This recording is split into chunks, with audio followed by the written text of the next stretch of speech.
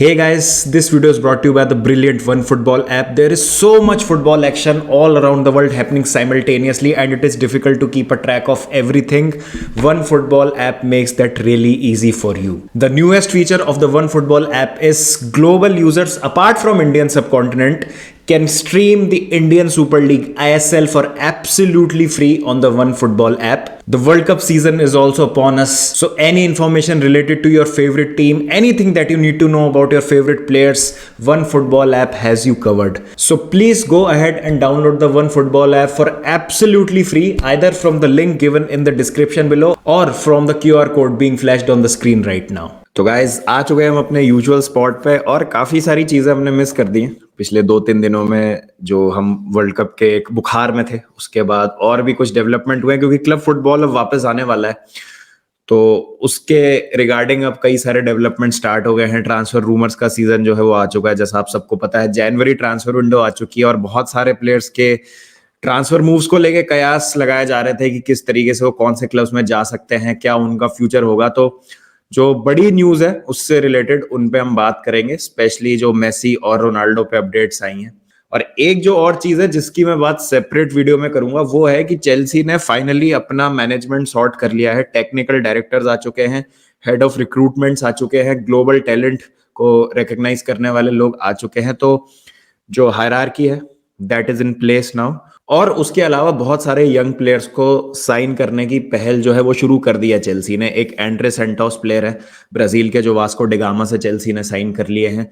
उसके बाद जैसे हमने देखा था डेट्रो फोफाना, जिनकी मैंने बात करी थी, डेविड डेट्रो फोफाना मोल्डा से नॉर्वेजियन लीग में खेल रहे थे, उनको साइन कर लिया गया है। और एक दो प्लेयर्स और हैं जिन पे नजर है चेल्सी की। तो चेल्सी क्या करना चाह रही है इन सब चीजों से, क्या उनका होने वाला है आगे का डायरेक्शन, उसकी मैं बात कल एक सेपरेट वीडियो में करूंगा। और काफी सही चीज है ये। लेकिन आज हम बात करते हैं मेसी की और क्या अपडेट आया है मेसी और रोनाल्डो दोनों को लेके। मेसी की हम बात करें तो जैसा आप सबको पता है PSG have reached a verbal agreement with Leo Messi. Contract extension की बातें जो है वो स्टार्ट हो चुकी हैं। अभी तक कुछ डिसाइड नहीं हुआ है कि किस तरीके का कॉन्ट्रैक्ट होगा, क्या लेंथ होगी, क्या सैलरी वगैरह होगी, लेकिन एक मीटिंग में सब कुछ जो है वो क्लियर हो जाएगा। तो अगर मैं पीएसजी की साइड से बात करूं ना स्टोरी की, तो बहुत ही बेहतरीन काम किया है पीएसजी ने। आई थिंक विश्व कप जो होता है, वर्ल्ड कप जो होता है, किसी भी स्पोर्ट का सबसे ऊंचे लेवल का वो खिताब है और वो जीत लिया है मेसी ने। तो एक वर्ल्ड कप विनर, एक ऑल टाइम ग्रेट आपकी टीम में ऑलरेडी है और वर्ल्ड कप विन से उस ग्रेटनेस में और 4 चांद लग जाते हैं। तो कमर्शियली आपके लिए बहुत ज्यादा फायदेमंद होता है। फिर who is the next big player after Messi, और जिसने वर्ल्ड कप में भी बहुत अच्छा परफॉर्म किया वो है किलियन एम्बापे। वो ऑलरेडी आपकी टीम के मेन प्लेयर है। तो मेसी और एम्बापे दोनों आप खेल रहे हैं, फिर नेमार, और उसके बाद एक न्यूज आ रही है कि एंजो फर्नांडिस के लिए भी जा सकती है। तो यहां पर अब आपको सीरियसली लेना पड़ेगा पीएसजी को। मेरे हिसाब से बहुत खतरनाक दावेदार हो जाते हैं वो इस बार चैंपियंस लीग के लिए। और अगर पीएसजी यहां पे चैंपियंस लीग भी जीत जाती है तो उनकी टीम में होंगे एक वर्ल्ड कप विनर, उनकी टीम में होंगे एक ऐसे प्लेयर जो कि पोटेंशियल गोट हो सकते हैं नेक्स्ट जनरेशन के, और फिर उनके पास चैंपियंस लीग विनर्स की भी एक पूरी टीम आ जाएगी। तो बहुत अच्छा वो काम कर रहे हैं कॉमर्शियली। जैसे मैंने कहा, एक वर्ल्ड कप विनर आपकी टीम में आ जाता है। जिन लोगों ने फुटबॉल देखी भी नहीं है उनको पता चल गया है कि अर्जेंटीना क्या है, मेसी क्या है, एम्बापे क्या है। वो लोग सर्च करेंगे मेसी के लिए। अब उनको चाहिए कि एक नई क्लब, एक नई टीम ढूंढे। तो ये जो वेव है वर्ल्ड कप की, इस पे राइड करने का इससे अच्छा मौका नहीं मिलता पीएसजी को। और उनके लिए तो विन विन सिचुएशन ही थी।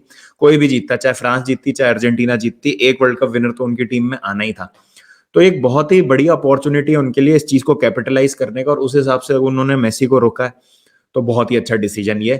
बार्सिलोना नहीं जाएंगे मेसी, वो एक डिसअपॉइंटमेंट जरूर है बारसा फैंस के लिए। बट हमेशा मैं एक बात बोलता आया हूं जिसके कारण बारसा ने इस साल भी स्ट्रगल किया है चैंपियंस लीग में, कि आपने जो अपनी स्क्वाड में जिन एरियाज को एड्रेस करना था पहले उनको एड्रेस करना ज्यादा जरूरी है इस समय। अटैक मेरे ख्याल से सॉर्टेड है बार्सिलोना का। बहुत अच्छे अच्छे अटैकर्स है बारसा के पास।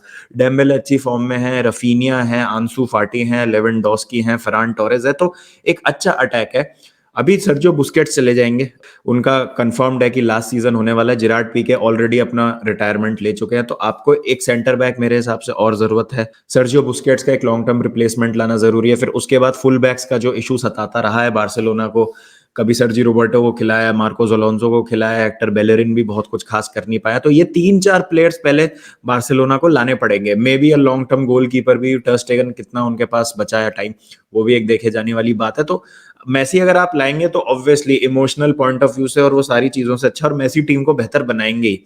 लेकिन सिर्फ मेसी अपनी ब्रिलियंस से कितने मैचेस निकालेंगे? अगर आपको एक सस्टेनेबल रन पे जाना है और बड़ी ट्रॉफीज जीतनी है, बड़े टूर्नामेंट जीतने हैं, तो आपके 11 के 11 प्लेयर सॉर्टेड होने चाहिए, जो कि मुझे लगता है कि इस समय बारसा की कहीं ना कहीं कमी है। और बाकी उनको एरियाज जो उनको एड्रेस करने की जरूरत है। तो मेसी आएंगे तो ऑब्वियसली फिर वो वेज स्ट्रक्चर, वो सारी चीजें, फिर अभी वो थोड़ा सेटल्ड भी लग रहे हैं, जिस तरीके से वो फुटबॉल खेल रहे हैं, वो फुटबॉल अपनी इंजॉय कर रहे हैं, वर्ल्ड कप वो जीत चुके हैं, फिर फैमिली वाली चीजें भी होती हैं, तो ऑब्वियसली बारसा वो रहे हैं अपनी पूरी लाइफ। लेकिन वो देखे जाने वाली चीज है। फिर उसके बाद इंटर मियामी से भी लिंक्स थे, तो क्या होगा उस मूव का? तो बहुत सारी चीजें, बहुत सारे इफ्स एंड बट्स है। तो मुझे लगता है ये सारी चीजें जो है मेसी के ट्रांसफर को बार्सिलोना के लिए मुश्किल बनाती हैं काफी ज्यादा। बट देखते हैं, as a football fan, as a neutral fan, मुझे तो मजा ही आएगा अगर मेसी एक बार बारसा में जाके खेलते हैं तो, और उनकी एक अच्छी वहां पे फेयरवेल होती है, बिकॉज उन्होंने अब सब अचीव कर लिया है। The only thing left is now a romantic and that last ending, that last dance with Barcelona. तो देखते हैं क्या होता है। मुश्किल लग रहा है अभी तो फिलहाल, मुझे नहीं लगता कि ऐसा होगा, बट देखते हैं आगे, बिकॉज फुटबॉल बहुत ज्यादा अनसर्टेन है, कुछ भी हो सकता है फुटबॉल में। और कुछ भी अगर हम बात करें तो अल नसर जा सकते हैं रोनाल्डो, जैसा फब्रिजियो रोमानो ने भी कहा है। बातें स्टार्ट हो चुकी हैं कॉन्ट्रैक्ट को लेके, और अभी तक कुछ डिसाइडेड नहीं है। रोनाल्डो ने अभी तक डिसीजन नहीं लिया है, स्टिल वेटिंग फॉर क्लब्स जो यूरोप में है। फ्रैंकफर्ट के चेयरमैन ने कहा था कि उनको ऑफर किए गए थे रोनाल्डो, और ऑब्वियसली यहाँ पर बहुत सारे और क्लब्स हैं जिनको ऑफर किया गया है, बट अपेरेंटली इंटरेस्ट नहीं दिखा रहा है रोनाल्डो में।